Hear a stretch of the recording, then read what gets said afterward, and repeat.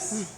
What if my life was a race and I'm running and running and running and running and I'm aches and pains and this is hurting and that is hurting and it's so monotonous and when am I going to get there and am I there yet and everything's hurting and oh my gosh, and I'd be complaining and grumbling and so miserable. I would be so miserable. And I would be looking for what I have heard others describe as a runner's high. I would need one big time. Because you see, running is not my sport. I've tried it. My daughter's a runner. She ran cross country and stuff. She ran, I tried running and I learned from that hiking is my sport. I'd much rather hike than run. Much better. But I know I watch runners run and they enjoy it. And I'm looking at them running out there and they're just out there every day and they look like they're having a good time. So I looked, I said, what's going on here? So I did a little, looking on the computer and said, well, what is a runner's high and what are they actually feeling? So some of it described it like this. He said, it's a complete effortlessness. Well, that sounds nice. It's like if you're in the groove and you're in your rhythm and there's you have all the energy that you need. All the energy you need. You have the strength and the power. And somebody said it's almost easier to keep running than it is to stop. That's amazing, right? So one person said it was like an out-of-body experience. Her discomfort all disappeared. She had no worries, no anxiety. All that have subsided. And another person said it was like if somebody took and pushed that reset button, just start all over again, right? All that going on. Somebody said all their problems were solved. Their head was clear. It was like they were aware of things going on around them, but they were so present, so in the moment, that you just appreciate everything that surrounds you. And you're hoping that it will last forever. No wonder people go out just to run and get this. They run and run just to get that high, that feeling, right? So, I think it sounds pretty good, but the question for you, what if life was like a race and we could have moments like that in our life?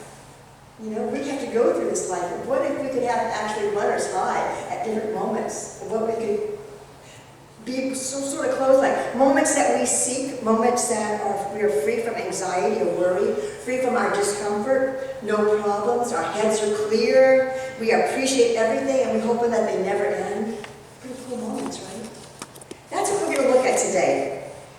Now, I think it's kind of interesting that in the two readings that we had this morning, that Rick is out there watching the race. I thought he might be running the race, but he's out there watching this marathon that's going on. And in the two readings, actually there's more than two, there's like 4 or 5 that you choose to from. And they both talk about running. Zacchaeus running to get up the sycamore tree, and then the tablets that Habakkuk was told by God to write down on the tablets for a runner to take out. So there was two incidents there. So we're going to look at them.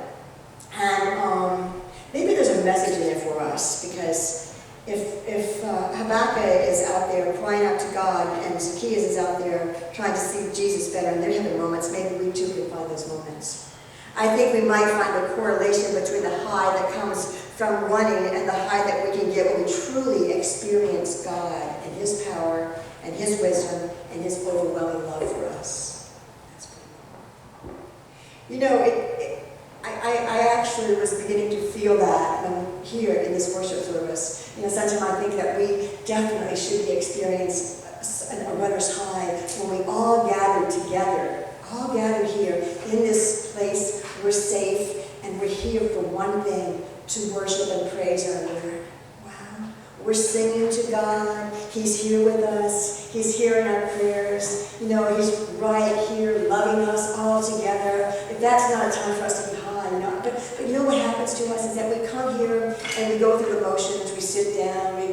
We're thinking about what we're going to be doing when we leave here. We're reading this hymn, or we're praying, or we're just kind of going through that, but we're not really aware of what it is that we're doing. And if we can be aware of what we're doing, who's here with us, listening to us, knowing our hearts, knowing our thoughts, it would certainly change the way we see worship. I mentioned to you before that I do a meditation meditation twice a day. I started a meditation practice, and it's been really pretty powerful. Twice a day, I go into my closet. I set up a little stool in my closet. I've got this little walk-in closet. It's not real big, but it's big enough for a stool. And I have a little plastic milk crate, little plastic milk crates. And I put a cross on it, and I put my prayer beads on it. And between the hours of 3 and 7 in the morning, I go in the closet. God wakes me up, and I pray. So I was preparing this last week. I was beginning to prepare the sermon, and I was thinking about the correlation between a race and the runner's high. And I wake up to do the meditation, and then waking up, and in my mind I'm saying, okay, let me go into my closet and speak to the creator of the universe. In my mind, I'm hearing myself, did you hear what you said? You said, go into your closet and speak to the creator of the universe. Are you kidding me? I answered myself too. I said, Scarlett, OMG, in your closet, you're saying that the creator is going to make house calls? I'm thinking that. So actually, I'm not speaking to the creator, I'm actually listening to the creator, right? That's a little distinction, because when you meditate, you're more listening. So Scarlett, you're going to your closet, and you're going to listen to God. Yeah, that's what I'm saying. What an incredible thing. When I said it so casual, but when I stopped to really listen to what I was saying and realized at that moment what was happening. The house was quiet. The dog and my husband were still sleeping in bed. The sun hadn't come up. There was no light coming in the windows. The trees hadn't started to move and the birds weren't singing yet. It was just me sitting on my stool, listening to God. You think he had other things to do, right? You think he might be busy with creation and taking care of everything? He was there with me. And I began to realize what that was like. And I think that was equivalent to a runner's high, when we actually begin to understand what it's like. The same God who was busy caring for everything was right there with me. Just God and I spending time together. We so often go through these moments, and we do things without thinking what we're doing, without being intentional or mindful. But when we align our being with our actions and we stop for a split second, we can get a glimpse of what it is like to actually connect with God. I think Habakkuk and Zacchaeus both had those moments in our reading today. Now, we're going to look at those. Now, Habakkuk was one of the 12 minor prophets, and he really wasn't minor. Because his writings are shorter, and he was minor. And he was a prophet. Now, that meant that he either went to prophet school, where he learned the law, or he was a priest and did temple duty kind of thing. So we don't know exactly what he did, but he was involved in that. What we do know is that the time when he wrote, and the time that he was here, it was right before the Babylonian invasion. Not a good time. It's a real low time for God's people. And God's people are just on the edge of disaster. Now, didn't God give them the promised land? Was he going to let it be taken away from them? The northern kingdom had already been destroyed. What was going to happen to the remainder of God's people? And the book of Habakkuk is a dialogue between God and Habakkuk. It's only 3 chapters. It's a real easy read. I recommend it. At the time, there was so much evil that God seemed to be silent. He wasn't talking. That's what it looked like. So where was God? How long was God going to allow these things to happen? And Habakkuk actually asked God, we read it, "Oh Lord, how long shall I cry for help, and you won't listen? Or cry to violence, and you will not save? Why do you make me see the wrongdoings and look at, why do you give me the trouble?" Habakkuk, do you realize who you're talking to? Do you think he did? Habakkuk goes on to describe the conditions of things around him, the destruction, the violence, the evil, the contention. And he says the law is slack, justice never prevails, it's perverted. And he's just going to stand there and wait for God to answer him. Right? He's going to stand there, waiting to see what God is going to do. Now, I'm reading that, I'm thinking, oh my goodness, Habakkuk, you have a lot of nerve. How can you do that? How can you just talk to God like that? But then I began to think about that, and I think, don't we do the same thing? Do the same thing. Have you ever questioned God? Why did you let that happen, God? I could have done that much better. I had a better plan. Why did you let that happen? Why is this going on so long? Why? I wouldn't have allowed this. You could have saved that baby. have to let them suffer. My God, are you really good? Have we ever thought that? Are you really good, God? We say you're good. Are you loving? Are you just? Where are you? Would you answer me? So it might seem like Habakkuk has a lot of nerve complaining to God like that, but he isn't doing anything different than any of us do or say. We do question God. Anyone who truly cares and grieves for people, anyone who's truly trying to understand the world and come to terms with this, we do these kind of things. Anyone who's trying to wrap their brain around evil and suffering, and we have to be questioned. You know, I'm a chaplain at a psychiatric hospital. I am there to love, to offer hope, and whatever I can to a population who is often forgotten. A population who has suffered incredible pain and loss and abuse and finds himself locked in a system that continues to fail them. And I too stand with Habakkuk and cry for justice and ask why, and I become frustrated in waiting for and long for a response that'll end their pain. I don't want to see people suffer like that. It's so much easier for us to come to terms with our own suffering than to see somebody else suffering. It's not easy, and the heart cries out.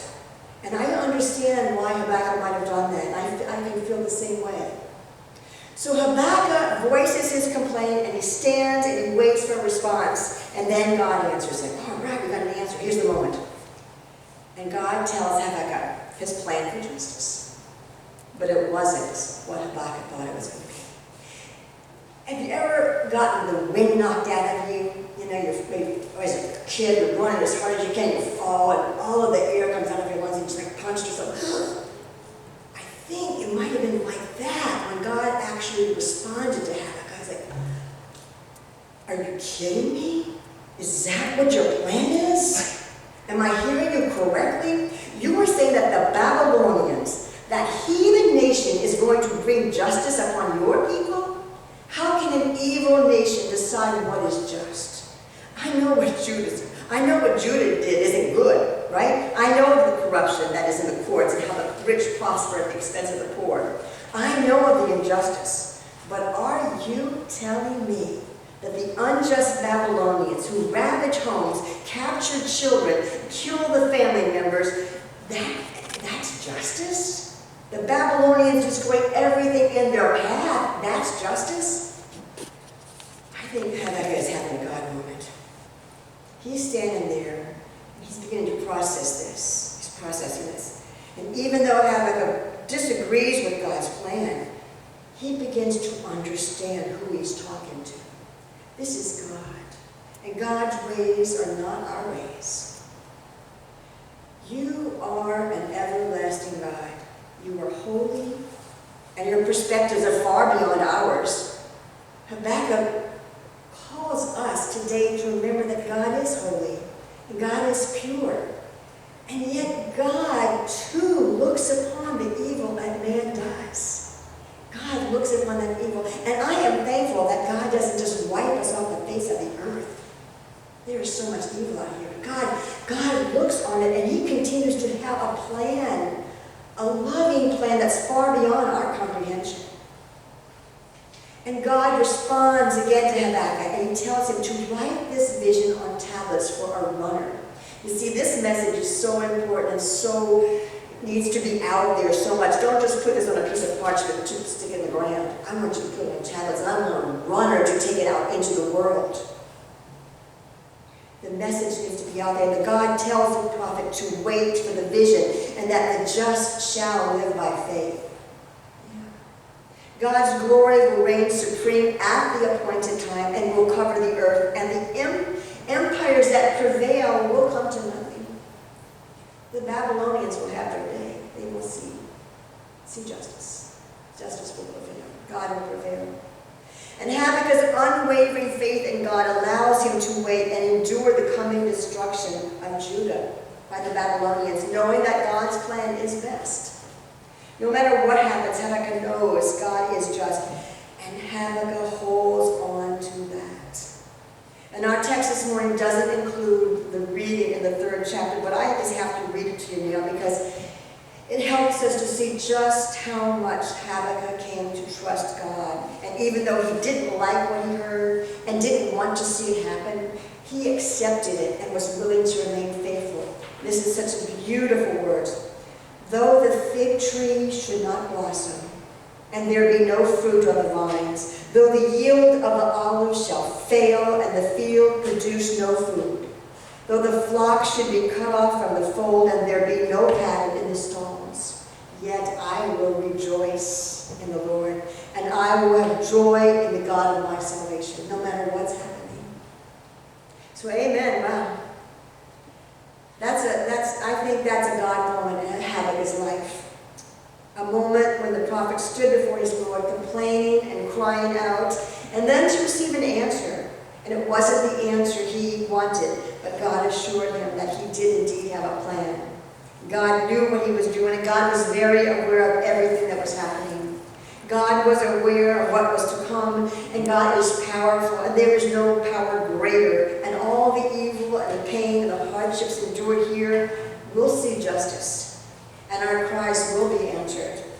For God himself sees and knows. He knows it. And we are reminded that we are but clay in the potter's hands, and this God moment for Habakkuk may not have produced that exuberant, incredible high that the runner might describe, but nevertheless, it was a God moment. And perhaps Zacchaeus might have experienced his God moment a little bit different, but it's still a God moment. Habakkuk's moment will carry him through the rest of his life. Let's take a look at Zacchaeus' moment.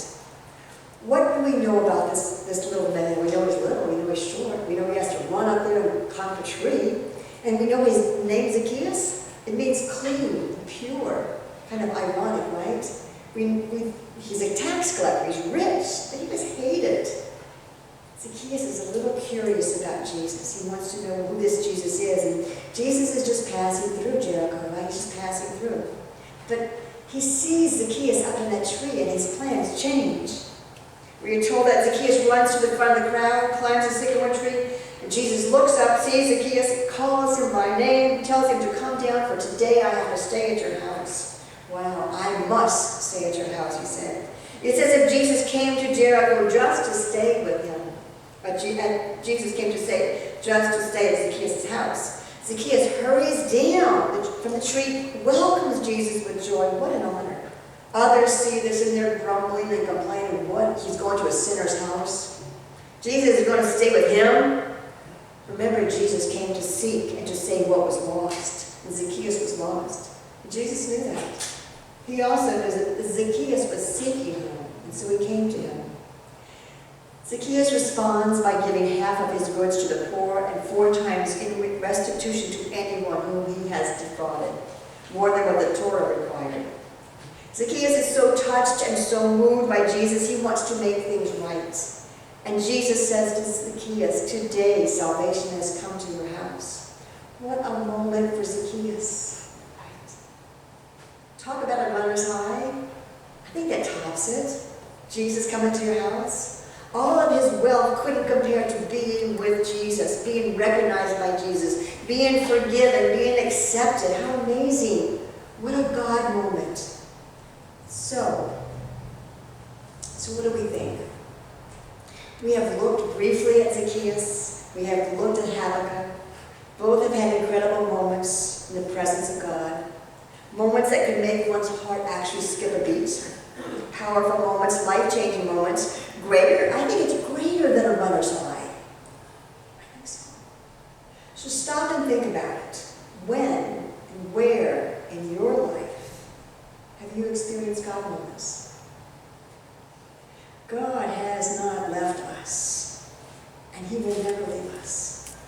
So if we aren't seeing God moments as we run through our lives, maybe it's because we aren't taking the time to recognize them. Now, when a runner sets out to run, they run and they run and they run and they run. They might not experience a high during that particular run. There isn't a magical distance or length of time to feel it, and it's different for every runner. Some never experience this calm, peaceful, euphoric, blissful feeling. This magical, very different, special feeling. That doesn't mean it's not real or that it doesn't happen. So take time to think about what God is doing in your life. And if you haven't already begun to notice God moments, start looking for them. Remember, they can be moments like Zacchaeus had, wonderful, exuberant, and magical, or they can be moments like Habakkuk had, overwhelming humbleness, as one comes to terms with who God is, and yet stands firm in one's faith regardless of the situation. It's all God. And He's here with us right now. He's always been. He always will be. Listening to our thoughts as we ponder our life and as we look for Him. So if you were a runner and life were a race, how would you describe your run?